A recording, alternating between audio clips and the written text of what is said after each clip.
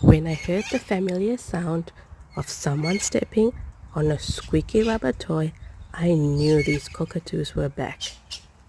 They're the little corella, which are white with a blue rim around their eyes. In this picture, there's the sulfur-crested cockatoo with its yellow crest, the rose-breasted galah, which is pink and grey, and the little corella, so 3 different cockatoos. They have a little bit of red around their beak, making them look like they've just eaten something bloody. They also have yellow on the underside of their wings. Feeding time is always full of squabbles. The little corella has gotten used to eating grains, especially commercial grains, so it's no wonder they love this patch.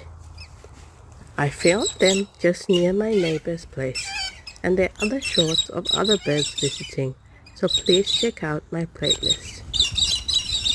If you liked my video, make sure you click the like button and subscribe.